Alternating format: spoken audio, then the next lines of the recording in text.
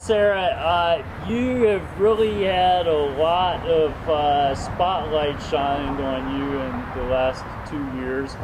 Could you please describe for us the feeling that you had when you were selected to be John McCain's vice presidential running mate? How did you feel? Oh, you know, it was a heck of a feeling. I felt like $1 million bucks. Millions of bucks. Millions and millions of bucks. I did. I asked Todd. Speaking of the presidential campaign, knowing that Barack Obama is clearly going to be a one-term president. You betcha. And we know that America would like you to run. And who will you select as your vice presidential running mate?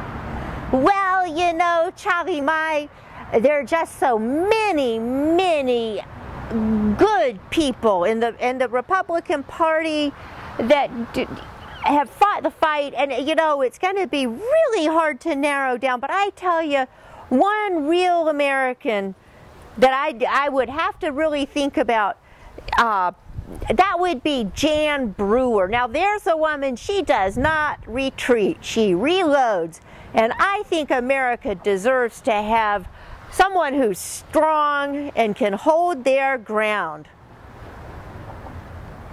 What characteristics do you think she has? Any physical characteristics? Oh, you know, she's a strong woman. You betcha. Okay, well then let me ask you some questions related perhaps to Governor Brewer. As we agreed, we let you have a list of questions in advance so you could think about them, and let me ask you. I forgot my questions. They didn't fit. That's okay. Here. They didn't. That's all right. I've got a sheet. Oh, Charlie. Thank you. Here.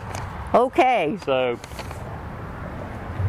look those over for a moment, and speaking of Arizona, what is your stance on the denizens, first of all, in Texas, a border state, and do you think the denizens of Texas should be repatriated, and does the same go for Arizona? Well, you know, absolutely. I mean, the phrase is illegal denizens. Now, what part of illegal is so hard for liberals to understand? Now, I know there are some denizens that have been there a long time. I mean, Texas has a town named Denison, Texas, and you know, but that reflects its history. But you know, illegal denizens have no place in a free country. Well, that's good. Now, as long as we're talking about things that would surely be big issues in the presidential campaign, I'd like to just go back for a moment to the past campaign. Some people have said that Barack Obama lacks moral fiber, but that John McCain was the pillar of libido. Oh, you bet. Do you think that American voters were duped by Obama? Well, absolutely. I mean, lacks moral fiber, you bet. And I mean, the libido thing, he can't come close to John. John was a POW in Vietnam. Now, there's a man, you know he's got some libido working for him. And that's the kind of person that the mainstream media, the lame brains, they just skewed it. You know how they are. Well, continuing with John McCain and the lame media, we know that in the campaign the lame media attacked John McCain for his verbiage. And so is it ironic that a liberally biased press would criticize McCain for taking a maverick green stance and co-opting the left?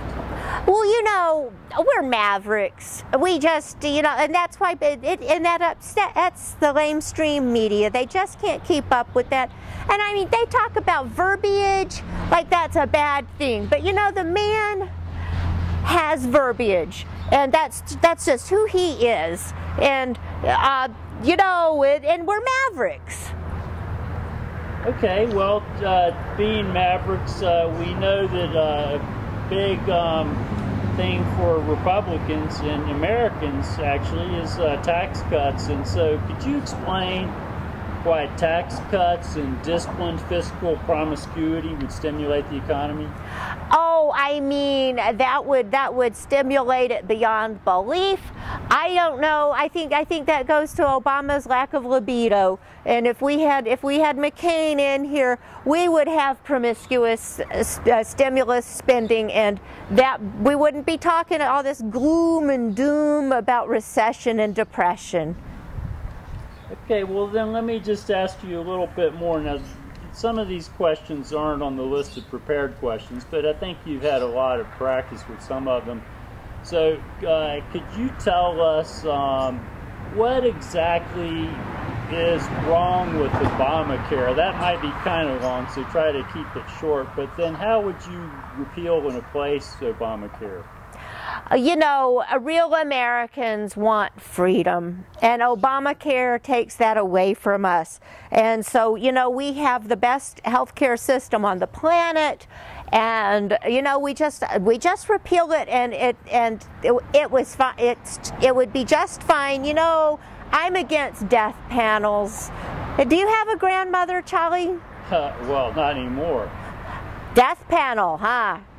Yeah, that's what I thought. So, you know, we can't be having that. So we got to repeal the Obamacare and have good old American real health care for real people.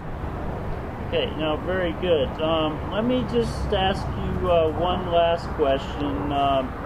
People originally criticized you for being a woman and essentially being anti-feminist, but now that you've proven that you're actually a feminist, a mama grizzly feminist, actually.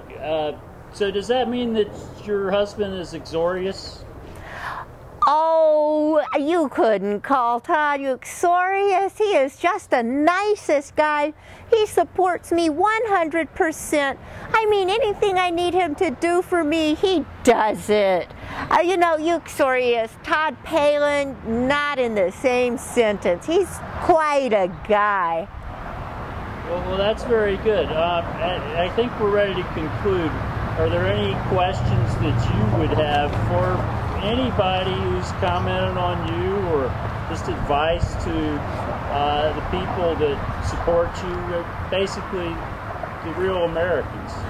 You know, just stand firm and we'll take America back. You know, these brown and dark-skinned people and the real Americans, we're going to be done with that. And my book tells you how. So be sure to get it. The Audacity of Hope. Family, faith, and friends. Flag. Good. Throw the book at her! Ah!